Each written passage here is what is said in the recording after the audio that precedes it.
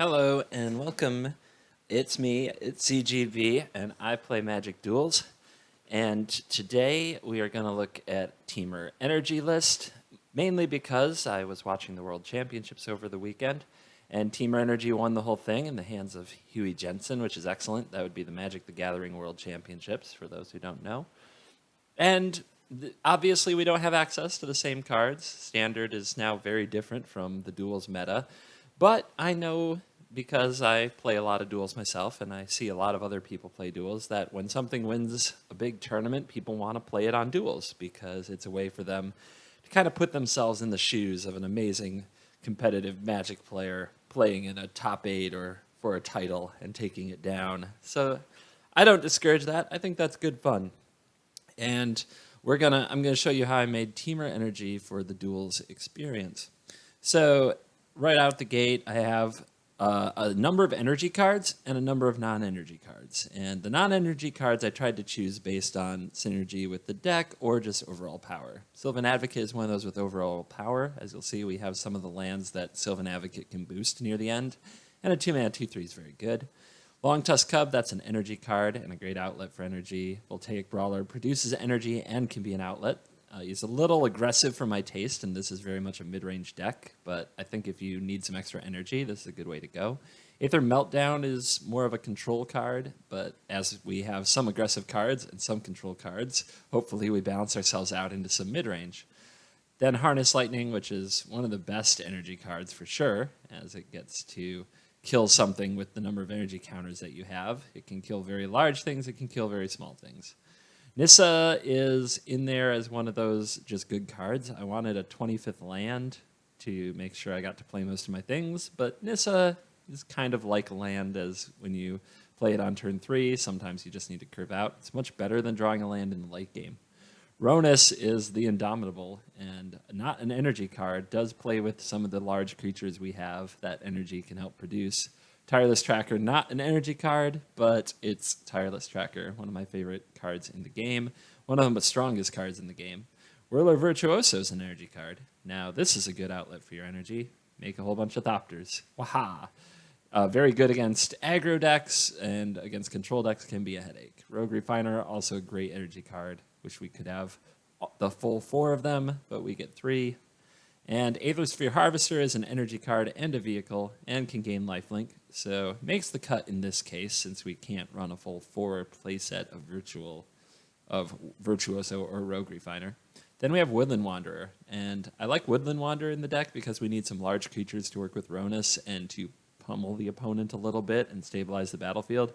With Aether Hub, which is definitely in the deck, being an energy deck, this can be a 6/6 sometimes, which is awesome. Then we've got Bristling Hydra, one of the best energy payoffs, as Hexproof is a very useful ability, and this can grow very large if you've built up your energy. Chandra is our one of Planeswalker, who can kind of give control decks some fits while also diverting the attention of an aggro deck. Just a good mid-range card to play. Glorybringer, not an energy card, but when you talk mid-range, this is just about the best thing you can be doing, so we're bringing the glory. Skysovreign, similar to Glorybringer, and is a vehicle, but also something we're just playing because in mid-range, I think you almost always need this card to stabilize against aggro and run away with the game. 2 confiscation coup, so we can gain control of things bigger than us, and hopefully we can steal an Ulamog or do something like that. And then that's the top of the curve. We're running 2 islands, 3 mountains, and 4 forests. We're running 2 lumbering falls, no wandering fumerals. We want our lands, where possible, to be not blue and red combined, but blue or red, because we want to cast our Whirler Virtuoso on time, and you can't do that with 2 forests and a blue-red land like Wandering Fumarole. So that's why we kind of trim that a little bit. We also have 2 Cinder Glades. We've got the Rootbound Crags, the Harbors, the typicals. Then we've got the Aether Hub, which is best land when you have energy going around. Just any color, anytime you need it.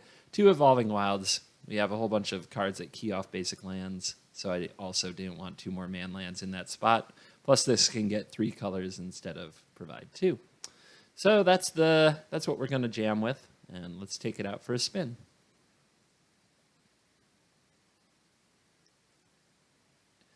So some things have happened since this is being uploaded to YouTube, one thing you should know is we got on Steam. You may have already figured that out. And we got ourselves to rank 40. We streamed all that action on Twitch. And now that I'm on a PC, I'm working on my recording game. We're up against Incubus, great band. Let's see if it's a great Magic player. And let's see. Well, there is no red, and all our lands are tapped. I think I have to try for better.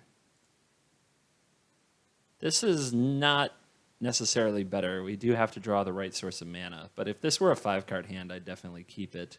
I think it's a little risky going lower, so we'll give it a try. We have a threat and a removal spell that we can play early. If we draw an island, we have plenty of time. And if we draw enough lands, we have Glorybringer to hopefully steal the game. But yeah, we're on Steam now. We got to rank 40 through Twitch, and now I'm playing with seeing if I can up my recording game, because there's no Twitch right now. Nobody's watching. It's just me and you, the YouTube viewer. So I'm trying to make some YouTube friendly videos here where I'm not always talking to people in chat and talking about things that maybe the YouTube audience doesn't know what I mean. So it's just me and my future YouTube viewers focusing on the play, on the gameplay a little bit. We've got still plenty of time here with Magic Duels. Arena won't be out, at least in a way that we can stream it anytime soon. So we should have some fun. All right, big draw. That is not the draw, but it's at least playable, and we'll almost certainly play it this turn. We can bet our opponent's holding some kind of removal spell. So I'm going to attack first and see if I can get them to play it. And I'm not going to use the energy, as our creature is very likely to die. Let's see if our opponent just takes 3 on the nose or not. Okay, they're going to take 3 on the nose. So the longtusk cub is a better threat for us, and the longer we can put off playing it, the better. Our opponent's refusal to play anything tells me that they probably have some kind of removal. I'm actually just going to sit back here and make them use it on the voltaic brawler if they're going to use it on anything. Otherwise, they might play a threat, which we can use harness lightning on, and then follow up with cub next turn. So it is Olivia. Perhaps we have some vampires here, and I'm going to be able to knock out Olivia with the harness lightning. We may have been better off by just jamming cub there, but if our opponent had the removal spell, we'd be probably much worse off, because then we'd be down a cub, and we'd be having to use this turn to play the harness lightning instead. So it's a little bit of a tempo question. Still no blue mana yet, but let's send in the brawler. Keep applying some pressure. I want to wait to play my tireless tracker when I have a land to make a clue, because some value might be really helpful in this game if our opponent is an aggressive vampire deck and we have to use cards like Aether Meltdown to stay alive. So I'm going to try to hold off on playing my tracker, as we're a little behind on cards in hand, although ahead on board. Here comes an aristocrat, so the vampire threat is real. 2 red up. Could be lightning axe, fiery temper shenanigans. But we should definitely turn our creatures sideways and find out. Whether or not to use this harness lightning is a good question, because if our opponent sacrifices this in response, we don't get any energy. If they're going to use a damage-based removal spell like a lightning axe, maybe we can find a sneaky way to use our harness lightning to grow a creature. So let's just attack and see what happens here. Again, we don't want to pump the brawler. There's no threat of a trade or anything like that at this point, and our energy is a resource. And our opponent's taking the damage, and I'm not pumping the cub at this point. Again, don't want to walk right into a removal spell. Now that we have 4 energy, I might be more willing. But let's go another... I love my cub. If I play my tracker, it's possible my opponent can't remove it. Or if they do, then they don't remove the cub. But I still think holding up harness lightning is a wise move, and waiting until we can get some value off the tracker, as neither deck has an ideal draw this game. You kind of want to... Being the beatdown is a little risky, because whichever deck finds its footing is going to be stronger, and the more turns we have to find an island, the better our hand is. And there's a smuggler's copter. Good old smuggles. he runs the yard. And our opponent's probably going to keep this back to try to activate Copter for a block. But instead, I'm going to try removing his aristocrat. And he's going to turn on Copter, but this is on his turn, so he won't be able to block with that Copter. 1 energy. All right. Copter down. Now, basically the only removal spell to play around here is a lightning axe, which I don't think is worth it. But let's see if we can bait some action out of the opponent. Pumping the brawler is the same as pumping the cub, except if one of them dies. So since we don't want that to happen, and since we can't get out of range of lightning axe anyway, we're going to pump the brawler this time, because if he kills something, it'll be the cub, and we want to get 4 damage with the brawler instead of 3. So we'll activate cub. We'll activate cub. And this will put our opponent on 1 life. So now that we turned a corner and became super beat downy, I don't need to worry too much about grinding. Let's just try to end the game, as I don't think he can sweep his way out of this.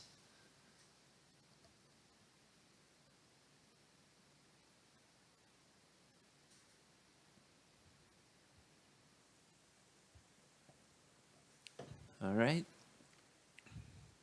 Opponent plays out 1 more aristocrat. It's Aristocrat City, and we gotta wonder if they got a little stuck on mana themselves or had a hand very heavy in black, and it looks like we're not going to finish with our ideal draw, with no blue mana in this game at all. But there you go.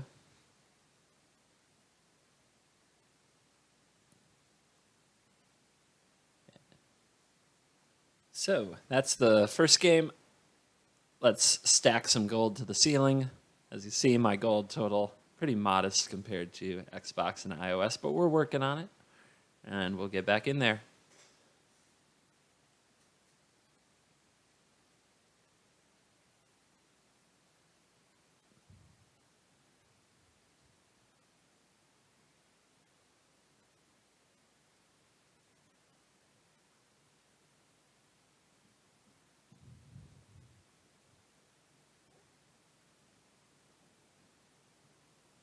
It looks like our opponent wants to be a squid of some kind. Good old Emrakul didn't make the game except in avatar form. Hanging out in the mountains. One can wonder what that might imply for our opponent. It's going to be Killjoy, rank 38. We're on the play. They have bolus horns. They're ready to roll. This is an interesting hand because what we can do is rely on this to be our green source and push out Brawler. I hate the 2 lands, but we have so many playables, I think I'll keep this. I really want 3 lands in my openers with a mid-range deck at least, and I would love to see all my colors represented. So this is another iffy hand, I think. And our opponent's opening up on a mountain. Harvester, not a castable yet. Let's use Brawler here to replenish the energy, since we need that to produce green.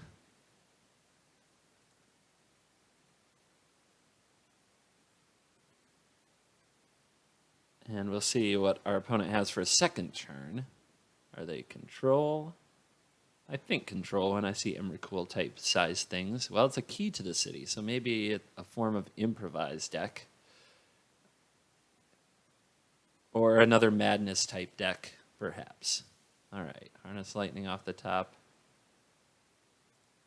We definitely don't want to pump energy into this. We need it to produce our green mana. Otherwise, we don't have green mana. And for second game in a row, having trouble just playing lands.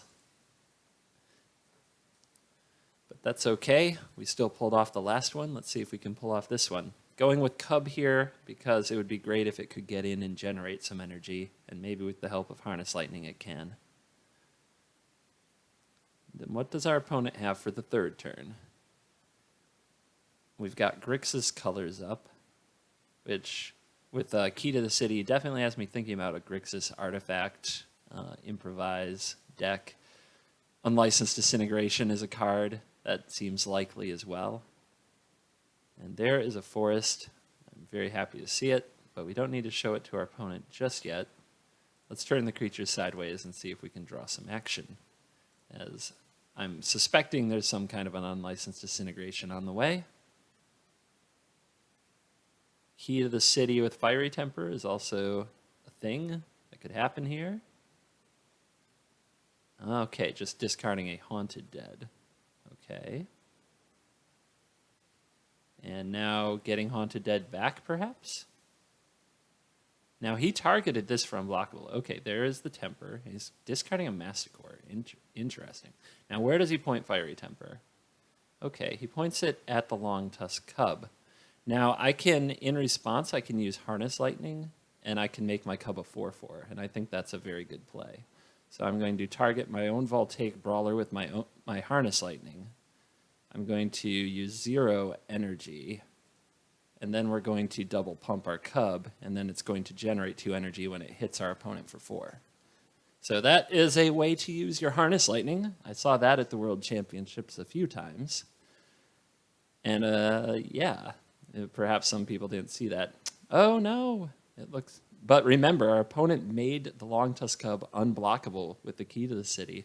I had a moment there where I thought the Spirit might be able to block and kill the Cub.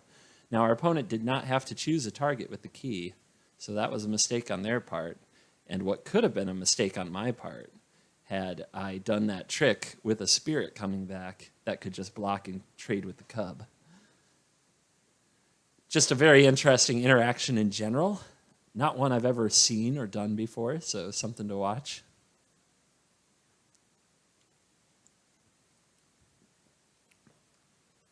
And it's a Bomat Courier.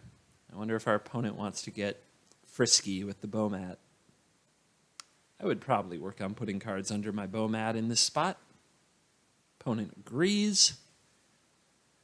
So they're going to exile some cards and build it up for later. So some kind of a like Reanimator discard graveyard deck. This Heartpiercer Manticore is an interesting addition, but it's not going to be relevant until they have 6 mana. Not one I see every day. So if we play Harvester, we have some extra energy, and it's probably the play as it's the most mana efficient, but we can pump this turn and make it a bad block for our opponents. So I think this turn we'll use our energy on our Voltaic Brawler. And we'll do that before combat here. I don't want to pump extra mana into extra energy into my Cub this turn, and I think that not giving away the info is worth it. Okay, he's going to block the Cub to try to prevent more energy, and now we'll play that Harvester. Let's see if our opponent wants to use Key again. If they do, I doubt they'll ever target one of my creatures again, but they obviously did that because they thought it was going to die. Not so fast, said Harness Lightning.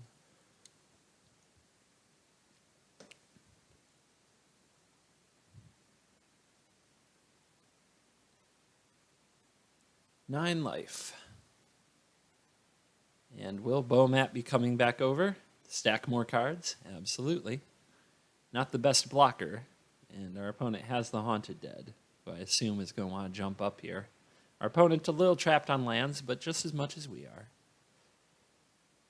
Insolent Neonate. Okay. Well, I think what we want to do most is play another creature to get our Harvester in the air. Our opponent might have Lightning Axe. They may also have another Temper, but we definitely just want to push them to make those plays and get damage through. So the Harvester means I want to play a creature first. I'd love to play the one that produces more energy so we can use energy with our Brawler, our Cub, and our Harvester. So I'll go with this.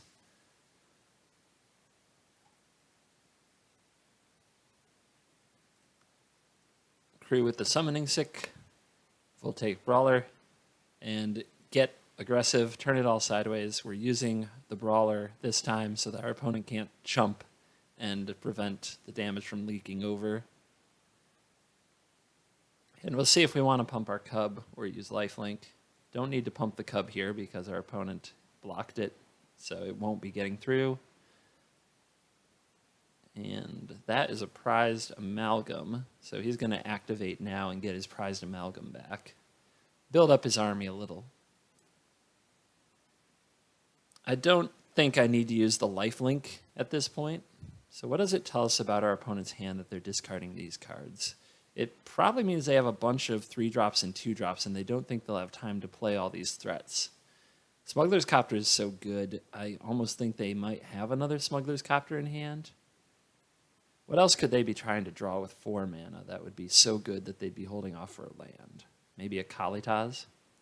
So, anyway, our opponent at 2 life, building out their army a little with the prized amalgam that they get back. The brawlers are going to be a handful because of the trample ability, so those need to be cleaned up right away if our opponent wants to win. A little bit of trample, a little bit of flying. All kinds of ways to get to the opponent's head here. And let's see if they're bold enough to make an attack. They are. Apparently they believe that that Bomat Courier will carry the day if they are to win this game, as they get their 3rd card under it.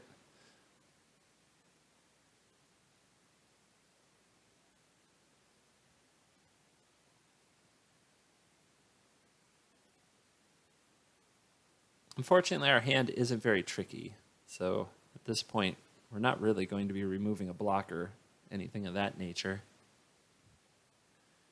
So probably our best play, well, that changes things, as this is a very good play right now. It ups our energy count, it can make flying attackers that our opponent might not be able to deal with, and it crews the Harvester. So that's what we'll go with, and then we'll put things in the red zone. I have to assume our opponent has something ready to help them survive. But we'll just throw the book at them and see what happens. We will pump the brawlers, as trample can make them very hard to deal with.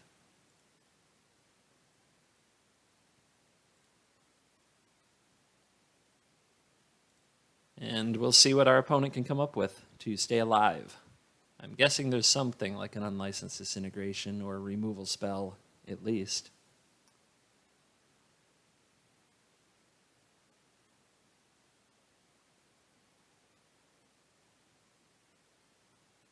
And pitching the Bomat. They've got Alms from the Vein, so that's a way to gain some life.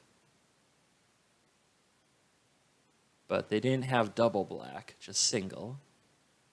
So Alms is what they kept. That's an interesting card in that situation. Now, pause. Let's see what they drew. And can they stay alive? No, they cannot stay alive, it appears. But we'll let the AI figure out some blocks and maybe see if the AI can find a way to live.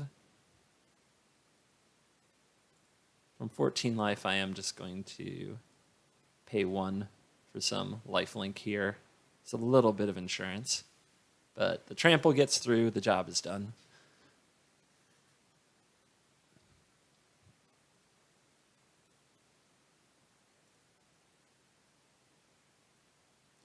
Okay, time for one more game, and let's see what we can get.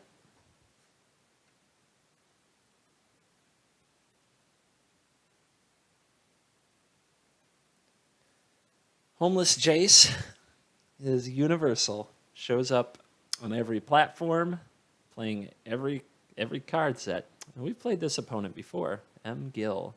It was part of our road to rank 40. This is the first 3-color, all your colors hands that we've had, so I don't want to jinx it. I will keep. And let's get right into it. I'm going to fetch on my turn.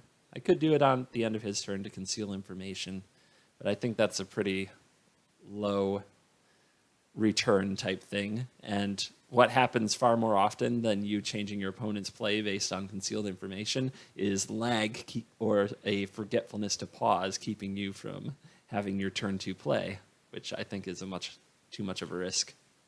All right, Sylvan Advocate, get to work. Our opponent with a Cliff Top Retreat, Foilade. Let's see what they're running. And a crumbling vestige, interesting. So we've got to watch out for some kind of an Eldrazi component. And right off the bat, Bloodrage Brawler is here, discarding a Smuggler's Copter. Wow, what does that tell you about a hand?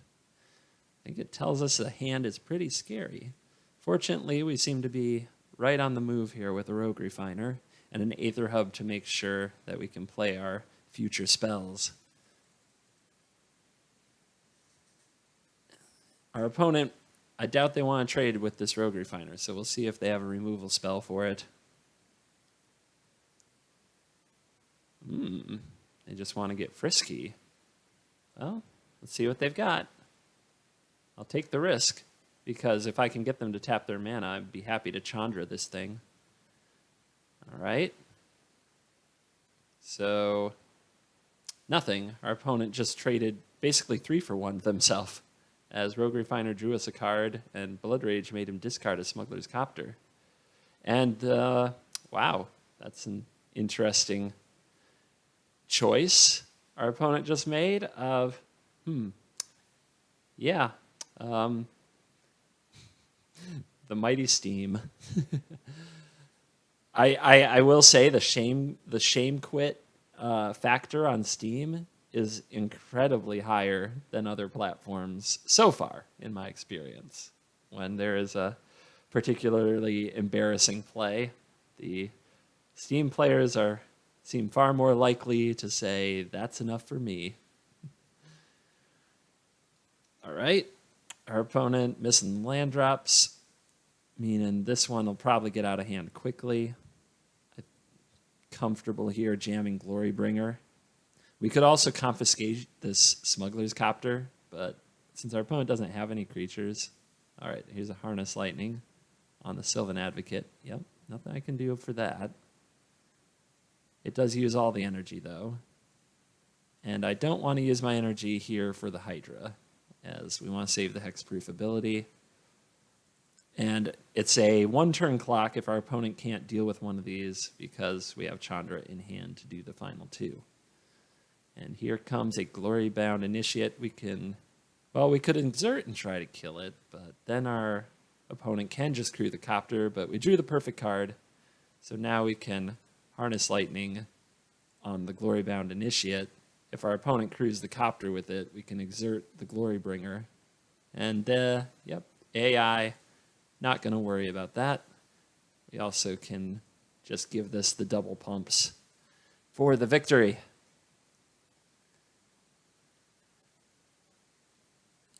All right, and that'll do it for today's action. I'm going to log off here and jump on Twitch, and we'll be watching a developer stream for Magic Arena, and we'll continue to get hyped about that. So you can join me over on Twitch, on my channel, CovertGo Blue, or you can just hang out here on YouTube, and hope you'll see another video soon. All right, everybody, thanks for coming out. Later.